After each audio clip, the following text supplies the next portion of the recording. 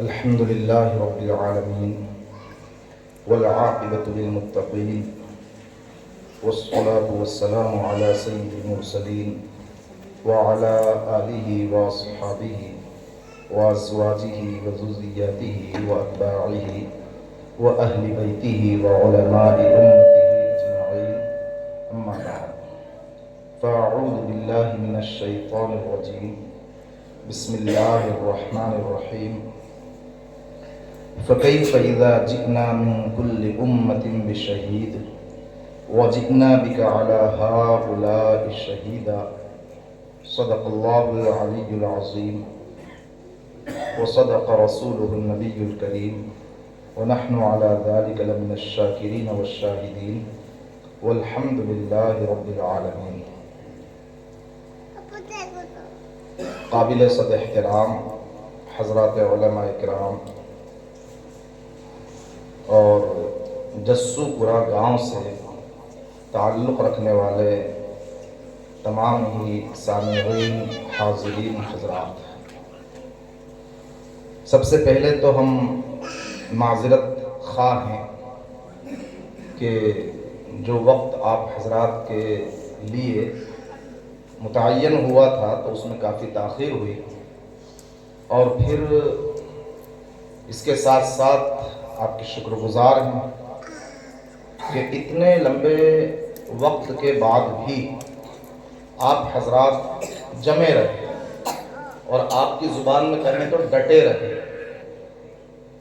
میدان نہیں چھوڑا۔ اللہ تبارک و تعالی علماء سے، اہل علم سے، مشائخ سے آپ کی اس محبت کو بے انتہا قبول فرمائے اور گناہوں کی معافی کا ذریعہ فرمائے، جنت میں داخلے کا ذریعہ فرمائے۔ وقت چونکہ بہت ہو چکا ہے، عصر کا وقت بھی قریب ہے، تو زیادہ لمبی بات تو نہیں کی جائے گی۔ میں نے پوچھا مولانا صادق صاحب سے، تو انہوں نے کہا ہے کہ 5:15 تک انشاءاللہ مکمل کر لیں گے اور اس کے ساتھ پھر عصر کی نماز پڑھ لی جائے گی۔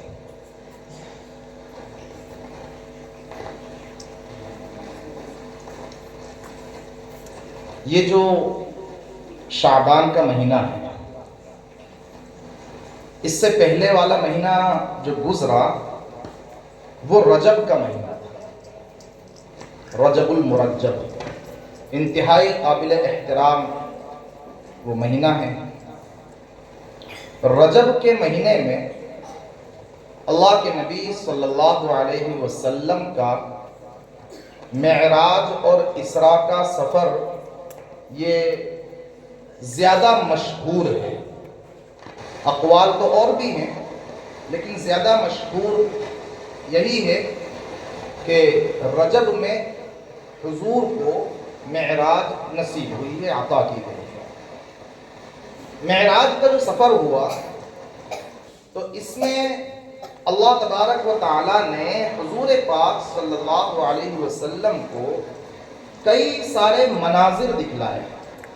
کچھ میں آپ کے سامنے ذکر کرتا ہوں، یہ کوشش کرتے ہوئے کہ کم وقت میں کچھ زیادہ باتیں ہمارے سامنے آ جائیں تاکہ عمل کرنا ہمارے لیے آسان ہو۔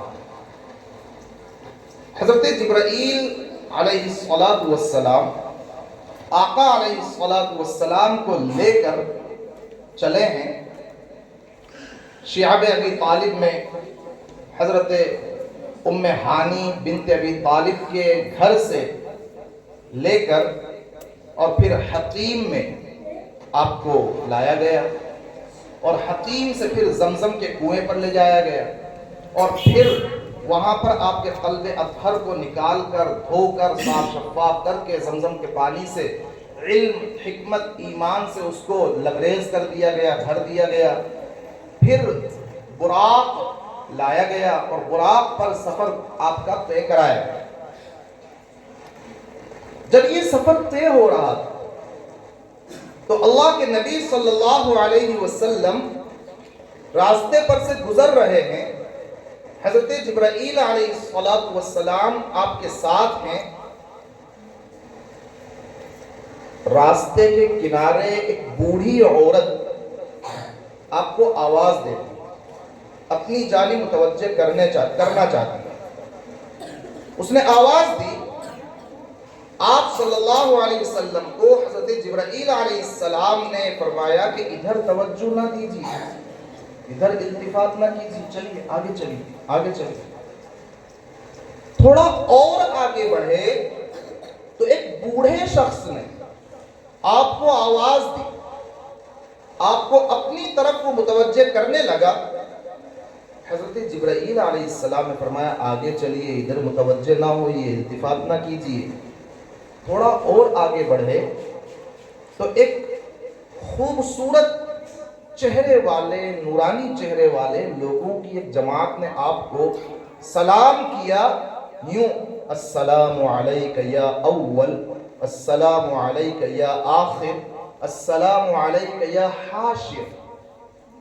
اے سب سے پہلے پیغمبر آپ کو سلام، اے سب سے آخری نبی آپ کو سلام، اے حاشر۔ حضور کے ناموں میں سے ایک نام حاشر بھی ہے۔ آقا نے فرمایا ہے، بخاری اور مسلم کی روایت، وَأَنَا الْحَاشِرُ الَّذِي يُحْشَرُ النَّاسُ عَلَىٰ قَدَمَيَّ۔ میرا نام حاشر بھی ہے، یعنی لوگوں کو میرے قدموں پر جمع کیا جائے گا میدان محشر میں۔ تو سلام کیا، السلام علیک یا اول، السلام علیک یا آخر، السلام علیک یا حاشر۔ حضرت جبرائیل نے فرمایا ان کے سلام کا جواب دیجئے، آپ نے ان کا جواب دیا۔ تھوڑا آگے بڑھے تو پھر حضرت جبرائیل علیہ السلام نے فرمایا کہ وہ جو بوڑھی عورت سب سے پہلے جو آپ کو آواز دے رہی تھی وہ در حقیقت دنیا تھی، دنیا تھی، کہ وہ آپ کو اپنی طرف متوجہ کرنا چاہ رہی تھی، اور میں نے کہا کہ دنیا کی طرف آپ کو توجہ نہیں دینی ہے، دنیا سے بے التفاتی برتنا ہے، اور اسی کے ذریعے یہ بتلانا ہے کہ دنیا کی عمر اتنی ہو چکی جتنا کہ کوئی عورت ہو بڑھاپے کو پہنچ چکی، کہ دنیا اب اپنے آخری اسٹیج پر، آخری پڑاؤ پر پہنچ گئی۔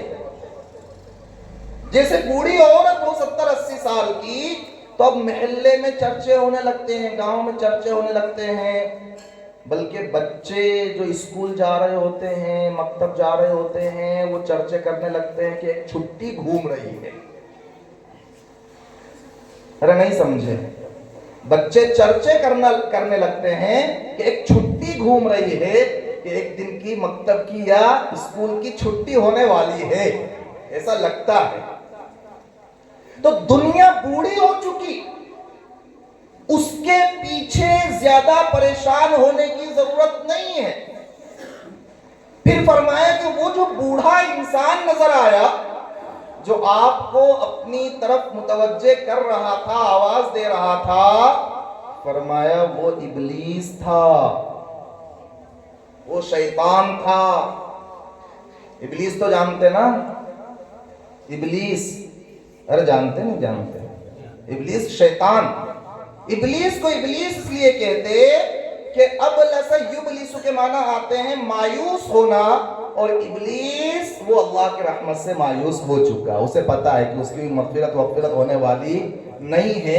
اسی لیے علماء نے بڑی پیاری بات لکھی ہے کہ ابلیس ایک تو لوگوں کو برباد کر رہا ہوتا ہے گناہوں میں مبتلا کر کے، گناہوں میں مبتلا کر کے ایک تو اس طرح سے لوگوں کو برباد کر رہا ہوتا ہے، اور دوسرے چونکہ وہ ابلیس ہے تو لوگوں کو اللہ کی رحمت سے مایوس کر کے بھی اللہ سے دور کر رہا ہوتا ہے، گناہوں میں مبتلا کر کے بھی اللہ سے دور کر رہا ہوتا ہے، اور لوگوں کو مایوس کر کے بھی اللہ سے دور کر رہا ہوتا ہے۔ یہی تو وجہ ہے کہ امام غزالی رحمت اللہ علیہ نے لکھا ہے کہ انسان کا جب آخری وقت آتا ہے، مرنے کے قریب ہوتا ہے، تو یہ شیطان اتنا چالاک، اتنا مکار، اتنا عیار کہ وہ آخری مرحلے کو غنیمت سمجھ رہا ہوتا ہے، بس وہ آخری پاری چل رہی ہے۔ جیسے کرکٹ کے شوقین جو ہوتے ہیں نا، تو وہ آخری والا جو اور ہوتا ہے اس میں کتنی توجہ دے رہے ہوتے ہیں. اور اللہ معاف فرمائے ہمارے نوجوانوں کو کہ وہ اس پر ہار جیت کا مدار رکھے ہوتے ہیں کہ اب کس بال پر کتنے رن، کتنے چوکے اور کتنے چھکے، اس پر باقاعدہ جوئے چل رہے ہوتے ہیں، سٹے چل رہے ہوتے ہیں. یہاں تک کہ بعض جگہوں پر تو تراویح کی 4 رکعت مکمل ہوتی ہے، لوگ تو تسبیح تراویح پڑھنے میں مشغول ہوتے ہیں، اور ہمارا نوجوان طبقہ اس وقت بھی موبائل نکال کر دیکھ رہا ہوتا ہے کہ آئی پی ایل میں کیا چل رہا ہے. یہ حال ہو رہا ہوتا ہے نوجوانوں کا اس وقت بھی. یعنی ہونا تو یہ چاہیے تھا کہ باقی کے جو اوقات تھے تو ان پر اللہ تبارک و تعالیٰ کے سامنے نماز پڑھنے کے نتیجے میں اللہ کی یاد غالب ہونی چاہیے تھی. لیکن یہاں تو نماز پڑھتے پڑھتے آئی پی ایل اور دوسرے کام کاج کی فکر اتنی زیادہ غالب ہوتی ہے کہ نماز کے دوران بھی فکر رہتی ہے کہ آئی پی ایل میں کہاں تک پہنچ گئے ہوں.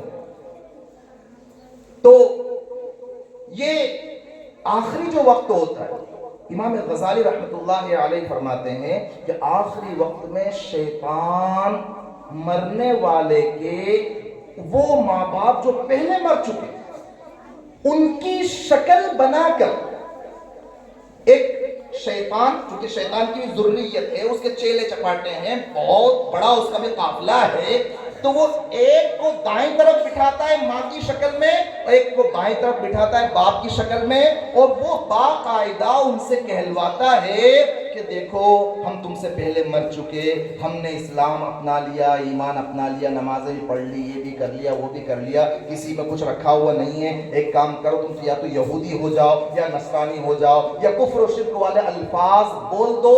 وہ برابر شیطان کا اس وقت میں زور اپنا وہ لگاتا رہتا. لیکن اگر ایمان بنانے کی محنت کی، ایمان کو بچا کر لے جانے کی محنت کی، ایمان پر ثابت قدم رہا، استقامت اختیار کیے رہا، تو یہ بندہ اور یہ بندی یہ اللہ کے فضل سے، اللہ کی رحمت سے فرشتہ اس کے سامنے آتا ہے اور اس کے چہرے پر آنے والے پسینے کو پہنچتا ہے، اس کا چہرہ دھلاتا ہے اور اس کو کلمہ تلقین کر رہا ہوتا ہے. ہوتا یہ ہے کہ آخری وقت میں وہ کلمہ پڑھ رہا ہوتا ہے، اور آخری وقت میں کلمہ پڑھا تو دخل الجنہ، ورنہ اس وقت میں شیطان کی پوری کوشش ہوتی ہے کہ ایمان کو چھین لے، ایمان کو ضبط کر لے. امام احمد ابن حنبل رحمۃ اللہ علیہ کتنے بڑے امام ہیں، 4 اماموں میں سے ایک امام ہے، بڑے زبردست محدث رہے، اپنے وقت کے امام رہے امام احمد ابن حنبل رحمۃ اللہ علیہ. لیکن آخری وقت کا حال کتنا عجیب رہا، کتنا زبردست رہا کہ امام احمد ابن حنبل رحمۃ اللہ علیہ کتنے بڑے انسان ہیں. امام شافعی رحمۃ اللہ علیہ کے استاد ہوتے ہیں، امام شافعی رحمۃ اللہ علیہ کے استاد، اور امام شافعی رحمۃ اللہ علیہ امام اعظم ابو حنیفہ رحمۃ اللہ علیہ کے شاگرد کے شاگرد ہیں. امام اعظم ابو حنیفہ رحمۃ اللہ علیہ کے شاگرد ہوتے امام محمد رحمۃ اللہ علیہ، امام محمد کے شاگرد امام شافعی، امام شافعی کے شاگرد ہوتے امام احمد ابن حنبل رحمۃ اللہ علیہ. امام شافعی رحمۃ اللہ علیہ یعنی استاذ نے اپنے شاگرد امام احمد ابن حنبل کے بارے میں خواب دیکھا کہ دیکھ رہے ہیں کہ کچھ آفتیں، بلائیں، مصیبتیں امام احمد ابن حنبل پر آئیں، لیکن اللہ تعالیٰ نے ان سے نکلنے کا راستہ بھی احمد ابن حنبل کو عطا فرما دیا. امام شافعی رحمۃ اللہ علیہ نے اپنے ایک شاگرد امام مزنی رحمۃ اللہ علیہ کو بھیجا کہ جاؤ احمد ابن حنبل کو جا کر یہ خواب سناؤ کہ استاذ نے ایسا خواب دیکھا کہ آپ پر کچھ آفتیں، مصیبتیں، پریشانیاں آئیں اور لیکن اللہ تعالیٰ نے ان سے آپ کو نکال دیا. امام مزنی نے جا کر جب خوشخبری سنائی تو بھئی اصولی بات یہ ہے جو حدیث شریف سے ثابت ہے کہ اگر کوئی خوشخبری سنانے کے لیے آپ کے پاس آیا ہے تو آپ اسے کچھ ہدیہ پیش کریں. حضرت کعب بن مالک رضی اللہ تعالیٰ عنہ جو غزوہ تبوک سے پیچھے رہ گئے تھے اور پھر ان کی توبہ قبول ہوئی، ان کو آ کر خوشخبری جنہوں نے سنائی تھی تو انہوں نے حضرت کعب بن مالک رضی اللہ تعالیٰ عنہ اپنا کرتا عنایت فرمایا. تو جب امام احمد بن حنبل رحمۃ اللہ علیہ کو آ کر یہ خواب سنایا کہ امام شافعی نے یہ بتلایا ہے، آپ کے بارے میں خواب دیکھا کہ آپ پر آفتیں آئیں، پریشانیاں آئیں اور اللہ تعالیٰ نے آپ کو نکلنے کا راستہ عطا فرما دیا، تو امام احمد بن حنبل نے اپنا کرتا امام مزنی کو دیا کہ بھئی خوشخبری لے کر آئے، یہ کرتا لے جاؤ، میرا ہدیہ دے رہا ہوں. مزنی پہنچے امام شافعی کے پاس. امام شافعی نے پوچھا مزنی احمد نے کچھ دیا؟ خوشخبری سنانے گئے تھے، کچھ دیا؟ فرمایا ہاں ہاں کرتا دیا. امام شافعی استاد احمد بن حنبل شاگرد ہیں، خوشخبری سنانے کے لیے پہنچایا. خوشخبری سننے کے نتیجے میں انہوں نے ہدیے میں کرتا دیا. امام شافعی نے پوچھا مزنی احمد بن حنبل نے کچھ دیا؟ فرمایا ہاں کرتا عنایت فرمایا ہے. امام شافعی رحمۃ اللہ علیہ نے فرمایا مزنی وہ کرتا مجھے دے دو، مزنی وہ کرتا مجھے دے دو، ایک رات یہ کرتا میرے پاس رہنے دو، کل یہ کرتا لے جانا. آپ کیا کریں گے؟ اپنے شاگرد کا کرتا آپ کیا کریں گے؟ مزنی اس کرتے کو میں بالٹی میں، ٹب میں ڈول میں اس کو بھگاؤں گا اور اس کو اس میں پوری رات بھگو کر رکھوں گا اور اس کا پانی پیوں گا، اس کا پانی پیوں گا. جب صبح میں کرتا لیا تو فرمایا کہ آج میں نے امام احمد بن حنبل کا تقویٰ پی لیا، ان کا تقویٰ پی لیا. استاد کو اپنے شاگرد سے اتنی زبردست عقیدت، کتنے پائے کے امام رہے ہوں گے امام احمد بن حنبل، لیکن آخری جب وقت آ رہا ہے ان کے بیٹے خود روایت نقل کرتے ہیں کہ ابا جان کہہ رہے ہیں آخری وقت میں جبکہ ہم کلمہ تلقین کر رہے ہیں، اس وقت میں ابا جان کہہ رہے ہیں لا نہیں ہم کلمہ تلقین کر رہے ہیں، اور وہ کہہ رہے ہیں نہیں. جب یہ منظر رہا بہت لمبے وقت تک تو اس کے بعد جب ذرا ہوش آیا ہم نے پوچھا کہ ابا جان کیا بات ہے کہ ہم آپ کو کلمہ تلقین کر رہے تھے اور آپ اس وقت میں منع کر رہے تھے، آپ تو لا کہہ رہے تھے، نو کہہ رہے تھے کہ نہیں منع کر رہے تھے، ہم تو گھبرا گئے تھے، ڈر گئے تھے، کیا بات ہے؟ فرمانے لگے دراصل بات یہ ہے کہ اس وقت میں شیطان میرے پاس آیا اور کہہ رہا تھا کہ احمد میرے چنگل سے نکل گیا، احمد میرے چنگل سے نکل گیا. تو میں اس سے بات کر رہا تھا کہ نہیں، جب تک سانس میں سانس ہے، جسم میں جان ہے، تب تک میں تیرے چنگل سے باہر نہیں نکل پایا. آخری وقت میں ایسے بڑے امام کو شیطان بہکانے کی پوری کوشش کرے، ہما شما کا کیا حال ہوگا، ہمارا کیا معاملہ بنے گا. آخری وقت میں اپنے ایمان کو بچانے کے لیے ہمیں نیک اعمال کی شدید ضرورت ہے. شیطان طرح طرح سے مکر و فریب میں الجھا رہا ہوتا ہے. تو جبرائیل علیہ السلام نے فرمایا کہ وہ جو بوڑھا آپ کو اپنی طرف متوجہ کر رہا تھا وہ شیطان تھا. آپ کو دنیا کی طرف بھی متوجہ نہیں ہونا ہے، شیطان کی طرف بھی متوجہ نہیں ہونا ہے، اس لیے کہ دنیا بھی دشمن ہے اور شیطان بھی دشمن ہے. ان الدنیا ملعونہ، دنیا ملعون ہے، اور ان الشیطان لکم عدو مبین. ارے جبرائیل، وہ تیسرے نمبر پر جو بڑی نورانی جماعت لگ رہی تھی اس نے مجھے سلام کیا، وہ کون تھے؟ جبرائیل کہنے لگے وہ آپ کے ابا ابراہیم تھے، وہ آپ کے بھائی موسیٰ تھے، وہ آپ کے بھائی عیسیٰ تھے، وہ آپ کو سلام کر رہے تھے. اللہ کے نبی صلی اللہ علیہ وسلم کو جبرائیل علیہ السلام اب توجہ سے سننے اور سمجھنے اور عمل کے جذبے سے سننے کی ضرورت ہے کہ جبرائیل علیہ السلام حضور پاک صلی اللہ علیہ وسلم کو لے کر آگے بڑھتے ہیں. آگے جب تشریف لے جاتے ہیں تو اللہ کے نبی صلی اللہ علیہ وسلم ایک منظر دیکھتے ہیں. کیا دیکھتے ہیں کہ کچھ لوگ ہیں جن کے تانبے کے ناخن ہیں، تانبے کے ناخن ہیں. ان تانبے کے ناخنوں سے وہ اپنے چہروں کو اور اپنے سینوں کو نوچ رہے ہیں، کھروچ رہے ہیں اور ان کو زخمی کر رہے ہیں. جبرائیل یہ کون हैं, इनका क्या जुर्म है, इनका क्या गुनाह है। हजरत जिब्राइल अलैहिस्सलाम ने बड़ा अजीब सा जवाब दिया। अल्लाह ताला इस गुनाह से हम सब की हिफाजत फरमाए। कई लोग वो हैं, बल्कि कहूँगा कि तकरीबन 99% लोग इस गुनाह में मुब्तला होते हैं। जिब्राइल जवाब देते हैं कि अल्लाह के नबी, ये वो लोग हैं जो दूसरों का गोश्त खाने वाले हैं, ये वो लोग हैं जो गीबतें करने वाले हैं, पीठ पीछे दूसरों की बुराइयां करने वाले हैं, दूसरों की इज्जतों से खिलवाड़ करने वाले हैं, दूसरों की इज्जतों पर हर्फगिरी करने वाले हैं, पीठ पीछे जो मन में आया वो कहते हैं।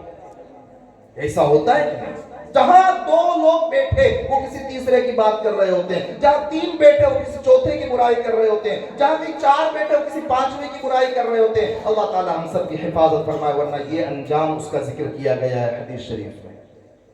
बल्कि हजरत मुफ्ती तकी उस्मानी दाम बरकातुहुम ने अपने शेख के हवाले से बड़ी अजीब बात जिक्र फरमाई कि कैंसर जो होता है, कैंसर उसके कई सारे असबाब होते हैं, कई सारे उसके रीजन से।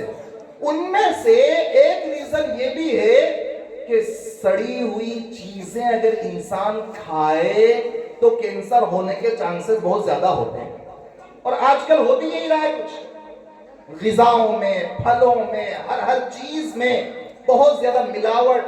बच्चे बहुत शौक से कुरकुरे और पन्नियां और 5-5, 10-10 रुपए वाली वो चीजें खा रहे होते हैं। बहुत नुकसानदेह, बहुत नुकसानदेह। ये चीज हमें समझना चाहिए, अपने बच्चों को समझाने की जरूरत है। सड़ी हुई चीजें अगर इंसान खाता है तो इंसान को कैंसर होने के बहुत कवी इम्कानात होते हैं। फरमाया कि जो इंसान किसी की गीबत कर रहा होता है वो भी क्या कर रहा है, वो मरे हुए भाई का गोश्त खा रहा होता है, मरे हुए का गोश्त सड़ा हुआ होता है, हराम गोश्त होता है, तो गीबत के नतीजे में भी कैंसर होता है। अयुहिब्बु अहदुकुम अन याकुल लहमा अखीहि मैता। इसलिए बहुत ज्यादा जरूरत, हर एक के लिए जरूरत, इसकी हर एक के लिए कि अपनी मजलिसों को हम गीबत से, माओ बहनों की इज्जतों पर उंगलियां उठाने से, किसी के बारे में अपशब्द बोलने से, किसी के आत्म सम्मान को ठेस पहुंचे ऐसा कोई लफ्ज जुबान से निकालने से अपने आप को बहुत ज्यादा बचाने की जरूरत है। हजरत जिब्राइल अलैहिस्सलाम आगे लेकर बढ़े, हुजूर आगे पहुंचे, देखा क्या हो रहा है, एक पानी की नहर है, उसमें एक शख्स तैर रहा है और एक शख्स उसके मुंह में पत्थर डाल रहा है, पत्थर का लुकमा बना कर उसको ठूस रहा है। जिब्राइल ये क्या है? अल्लाह के नबी सल्लल्लाहु अलैहि वसल्लम, ये वो इंसान है जो दुनिया में हराम माल खाया करता था, सूद खाया करता था, हराम के बहुत सारे तरीके चले हुए हैं, लोन के जरिए उलझाया हुआ है, समूह के जरिए उलझाया हुआ है, और ऐसा सिस्टम बनाने की कोशिश की गई कि कोई मुस्लिम घराना पाकीज़ा हलाल माल 100% खाने वाला बच न जाए, वरना दुआएं कबूल हो जाएंगी, जालिम हलाक हो जाएंगे। लेकिन हमारी दुआएं हमारे सरों से ऊपर नहीं जा रही होती है भाइयों, उसमें एक बड़ा दखल जो है हराम कमाई का। आज इरादा करते हैं कि हराम कमाई से मुकम्मल तौर पर बचेंगे इंशाअल्लाह। जितना कुछ उलझ गए हैं, दलदल में फंस गए हैं, उससे जितना जल्दी से जल्दी हो सकेगा निकलेंगे इंशाअल्लाह। अल्लाह के नबी सल्लल्लाहु अलैहि वसल्लम को जिब्राइल अलैहिस्सलाम आगे लेकर बढ़े, आगे देखा कि एक मैदान है, एक इंसान उसमें लेटा हुआ है, दूसरा इंसान है, उसके पास बड़ा सा पत्थर है, वो पत्थर को उसके सर पर मारता है, सर को कुचलता है, सर बिल्कुल चपटा हो जाता है, पत्थर लौट कर दूर जाता है। वो पत्थर लेकर आता है, तब तक इसका सर ठीक हो जाता है। हुजूर देख रहे हैं कि पत्थर मारा जाता है, सर कुचला जाता है, पत्थर दूर जाता है, पत्थर को लाया जाता है, सर फिर ठीक हो जाता है, फिर वापस पत्थर को सर पर मारा जा रहा है, सर को कुचला जा रहा है, यही मामला चला आ रहा है। जिब्राइल, ये क्या मामला है, ये क्या मामला है, ये कौन है? अमल करेंगे ना इंशाअल्लाह। फरमाया, ए अल्लाह के नबी, ये अल्लाह के नबी, ये आपकी उम्मत का वो इंसान है जो काहिली और सुस्ती करते हुए नमाजें छोड़ देता है।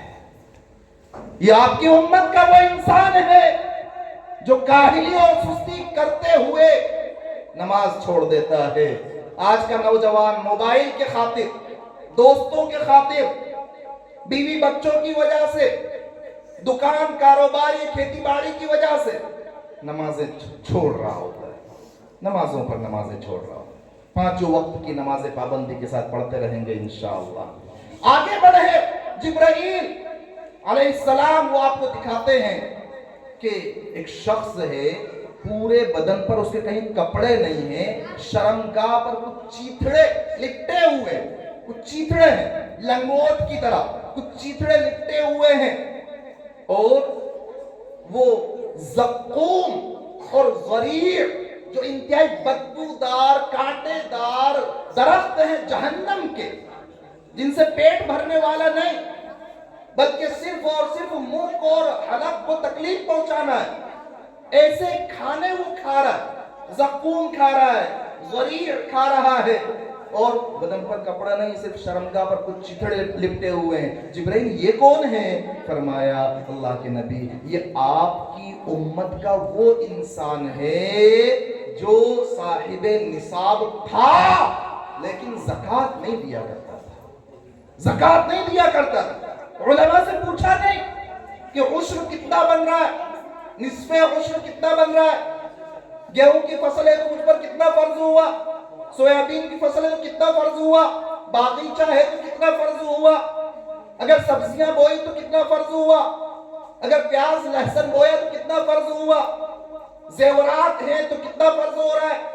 पूछा नहीं, अदा नहीं किया। उसका नतीजा ये है, गोया इसने गरीबों को जो नंगे थे, भूखे थे, उन भूखों का हक मारा, तो इसको ज़क़ूम और ज़रीर खिलाया जा रहा है। भूखों को, नंगों को इसने कपड़ा नहीं पहनाया तो इसके बदन से कपड़े उतार लिए गए। अल्लाह के नबी सल्लल्लाहु अलैहि वसल्लम और आगे तशरीफ ले जाते हैं, और आगे कई सारे मनाजिर आप सल्लल्लाहु अलैहि वसल्लम देखते हैं, जिसको अल्लाह तबारक व तआला फरमा रहा है, लिनुरियहु मिन आयातिना। हमने ये जो सफर कराया इसलिए कि हम ये कई सारे मनाजिर आपको दिखलाएं। बड़ी लंबी हदीस है, बहुत तवील हदीस है। अब इतने बड़े बड़े गुनाह, इन गुनाहों के साथ एक बात और जिक्र कर देता हूँ इसी में से, नौजवानों के लिए खास तौर से। जिब्राइल अलैहिस्सलाम ने एक मंजर दिखलाया कि दो हांडियां रखी हुई हैं, एक हांडी में खुशबूदार लजीज अच्छा पका हुआ गोश्त है, दूसरी हांडी है उसमें कच्चा सड़ा हुआ गोश्त है। अब ये कुछ लोग हैं जो पका हुआ अच्छा लजीज जो गोश्त है वो तो नहीं खा रहे हैं, ये खा रहे हैं उस कच्चे को, सड़े हुए को, बदबूदार को, उसे खा रहे हैं। जिब्राइल ये कौन है? जिब्राइल ये कौन है? फरमाया ये आपकी उम्मत का वो मर्द है जो हलाल पाकीज़ा बीवी को छोड़कर किसी फाहिशा जानिया बदकार औरत के पास जाकर अपनी शहवत को पूरा करने वाला है। और ये वो औरत है जो अपने शोहर को, पाकीज़ा शोहर को छोड़कर किसी और पराए मर्द से ताल्लुक कायम करने वाली है। अल्लाह हम सब की हिफाजत फरमाए, नजरों की हिफाजत फरमाए, शर्मगाहों की हिफाजत फरमाए। मेरे भाइयों, अल्लाह रब्बुल इज़्ज़त ने हमें और आपको एक सहारा दिया है, नजात के लिए, कामयाबी के लिए, जहन्नम से छुटकारे के लिए, जन्नत में दाखिले के लिए, सारी बिगड़ी बनाने के लिए हमें अल्लाह ताला ने एक सहारा दिया है, और वो सहारा है मेरे और आपके आका जनाब मोहम्मद रसूलुल्लाह सल्लल्लाहु अलैहि वसल्लम। इस आयत शरीफा में जो मैंने आपको पढ़कर सुनाई शुरू में, उसमें अल्लाह ताला फरमा रहा है कि क्या हाल होगा उस वक्त में जबकि हर उम्मत में से एक गवाह को हम लाएंगे और आपको इनके खिलाफ गवाह बनाकर लाएंगे। नबी खुद उम्मतियों के खिलाफ गवाही दे, नबी खुद उम्मतियों के खिलाफ गवाही दे, तो फिर उम्मत कहाँ जाएगी? वो नबी जो अल्लाहुम्मा उम्मती उम्मती कहता रहा हो, जो अल्लाहुम्मा रहम उम्मती कहता रहा हो, अल्लाहुम्मा ग़फ़िरली उम्मती कहता रहा हो, वो नबी खुद क़यामत के दिन मेरे खिलाफ, आपके खिलाफ गवाही दे दे कि नहीं ये बुरा है, तो फिर बचने की कोई सबील नहीं बचती है। मेरे भाइयों, اللہ کے نبی صلی اللہ علیہ وسلم کی خدمت میں روزانہ صبح و شام ہمارے اعمال پیش ہوتے ہیں. اگر ہم بدعمالیاں کریں تو پھر اللہ کے نبی صلی اللہ علیہ وسلم کا کتنا دل دکھ رہا ہوگا, ہم کتنا دل دکھانے والے ہوں گے. اس لیے ضرورت اس کی ہے کہ ہم زیادہ سے زیادہ نیک اعمال کریں.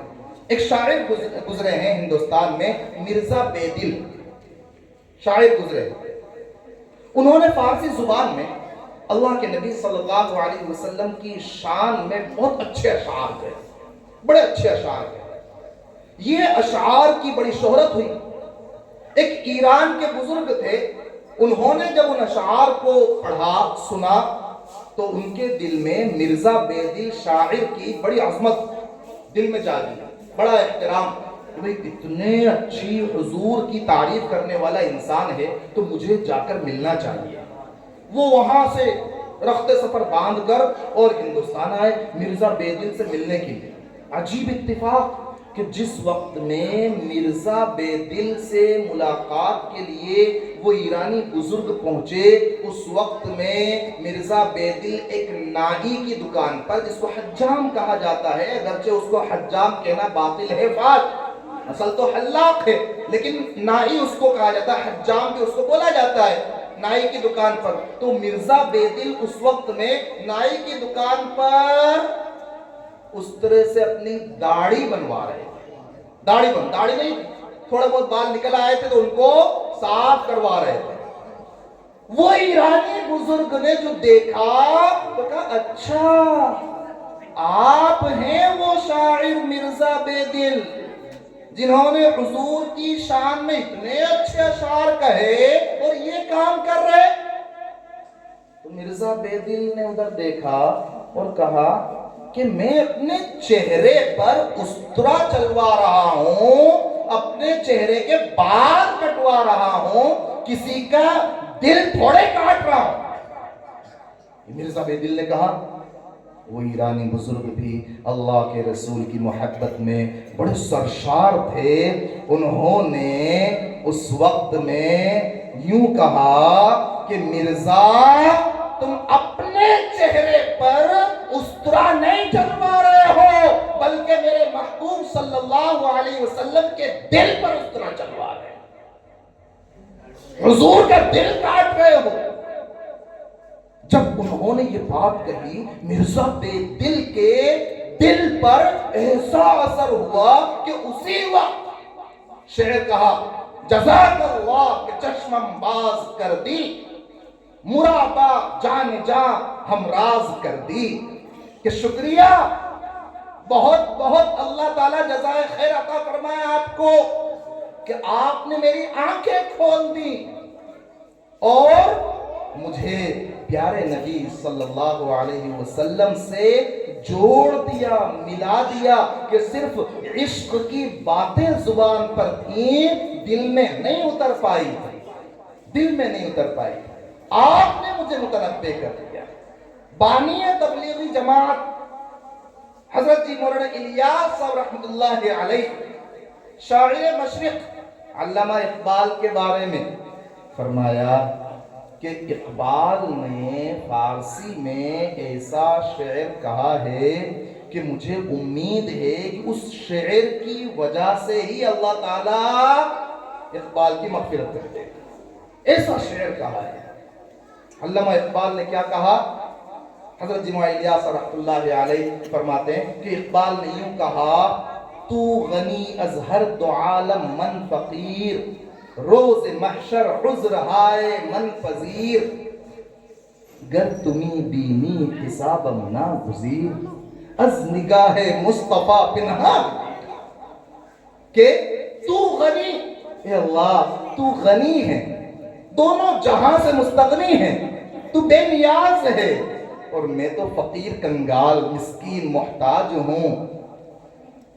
روز محشر عذر ہائے من پذیر, اے اللہ میدان محشر میں قیامت کے دن میرے عذروں کو قبول کر لینا. اور اے اللہ آگے کہا, گر تمی بینی حسابم ناگزیر, اے اللہ اگر تو نے یہ فیصلہ کر لیا ہے کہ اقبال کا حساب لینا ہے۔ اے اللہ، اگر تو نے یہ فیصلہ کر لیا ہے کہ اقبال کا حساب لینا ہے تو از نگاہ مصطفیٰ پنہادگیر کہ اللہ تو مصطفیٰ کریم شفیع المذنبین صلی اللہ علیہ وسلم کی نظروں سے مجھے اوجھل کر کے حساب لینا کہ مجھے پیارے نبی صلی اللہ علیہ وسلم کے سامنے حساب دینے میں شرم آ رہی ہوگی کہ وہ جو راتوں کو میرے لیے روئے، میں ان کے سامنے اپنا حساب کیسے پیش کر سکتا ہوں۔ دامان شفاعت میں چھپائے رکھنا میرے سرکار، میری بات بنائے رکھنا، یعنی اے اللہ دنیا میں تو تو نے ہماری بات بنا رکھی ہے، دنیا میں تو تو نے ہمارے لاکھوں گناہوں کے باوجود ہمارے گناہوں پر ستاری کر رکھی ہے، پردہ ڈال رکھا ہے۔ اے اللہ قیامت کے دن رحمت للعالمین صلی اللہ علیہ وسلم کی شفاعت کے دامن میں بھی ہم کو جگہ دے دینا اور حضور کی شفاعت سے ہم کو فیضیاب کر دینا۔ یہ علامہ اقبال رحمت اللہ علیہ کی وہ باتیں تھیں جن پر حضرت مولانا الیاس رحمت اللہ علیہ نے فرمایا۔ پیارے دوستو، اگر اللہ کے نبی صلی اللہ علیہ وسلم ہی ہمارے خلاف گواہی دینے والے بن جائیں، جن سے ہمیں شفاعت کی امید ہے کہ وہ ہمارے لیے شفاعت کریں گے، اور دیکھو نا اذان کے بعد جو دعا پڑھوائی ہے کہ وَبَعَثْهُ مَقَامًا مَحْمُودًا، کہ اے اللہ تو حضور کو مقام محمود عطا فرما، وسیلہ عطا فرما۔ ارے وہ تو حضور کے لیے طے ہے، وہ تو حضور کے لیے فکس ہے۔ مقام محمود کس کے لیے؟ حضور کے لیے۔ وسیلہ کس کے لیے؟ حضور کے لیے۔ وہ تو فکس ہے، وہ تو اللہ تبارک و تعالیٰ نے عطا کر دیا۔ قرآن نے کہا عَسَىٰ أَن يَبْعَثَكَ رَبُّكَ مَقَامًا مَحْمُودًا، وہ تو فکس ہے۔ جب حضور کو مقام محمود ملنا ہے، پھر ہم سے کیوں دعا کروائی جا رہی ہے کہ اذان کے بعد دعا پڑھتے ہوئے کہو کہ آتی محمدن الوسیلہ، حضور کو وسیلہ عطا فرما، مقام محمود عطا فرما؟ وجہ اس کی یہ ہے کہ اگر میں کہوں کہ میں آپ کا نام لے کر دعا کرتا ہوں تہجد میں آپ کا نام لے کر مدینہ منورہ میں دعا کرتا ہوں، میں آپ کا نام لے کر کعبۃ اللہ کے سامنے دعا کرتا ہوں، میں آپ کا نام لے کر صفا پر دعا کر رہا ہوں، مروہ پر دعا کر رہا ہوں، اگر میں یہ کہوں تو آپ کے دل میں میرے لیے محبت پیدا ہوگی یا نہیں ہوگی؟ اگر کوئی یہ کہے کہ میں آپ کا نام لے کر دعا کرتا ہوں تو یقیناً اس کی محبت دل میں پیدا ہو جائے گی۔ یہاں بھی اذان کے بعد جو دعا کروائی جا رہی ہے، پڑھوائی جا رہی ہے کہ اللہ تو حضور کو وسیلہ مقام محمود عطا کر دینا، بھئی وہ تو حضور کو ملنے والا ہے، وہ تو فکس ہے، لیکن ہم سے جو دعا کروائی گئی وہ اس لیے کہ حضور کے دل میں ہمارے لیے محبت اور پیدا ہو جائے، حضور کے دل میں ہمارے لیے اور محبت پیدا ہو جائے کہ اللہ کے نبی ہم آپ کا نام لے کر دعا کرتے ہیں کہ اللہ تو محمد رسول اللہ صلی اللہ علیہ وسلم کو مقام محمود عطا کر دینا۔ وہ تو ملنے والا ہے لیکن کام ہمارا بن جائے گا۔ تو اس لیے اپنے آپ کو ہم گناہوں سے بچانے کی پوری فکر کریں گے انشاءاللہ، نیکیوں والی زندگی گزارتے رہیں گے انشاءاللہ۔ اللہ تبارک و تعالی آپ تمام حضرات کی قربانیوں کو قبول فرمائے، آپ تمام حضرات کی اخلاص کو، خلوص للہیت کو، محبت مودت کو قبول فرمائے، اور اللہ تبارک و تعالی اسی طرح جیسے ہم صرف اللہ کے خاطر محبت کے پیش نظر یہاں پر جمع ہوئے ہیں، اللہ تعالیٰ اسی طرح ہم سب کو جنت الفردوس میں جمع ہونا نصیب فرمائے۔ وآخر دعوانا الحمدللہ رب العالمین۔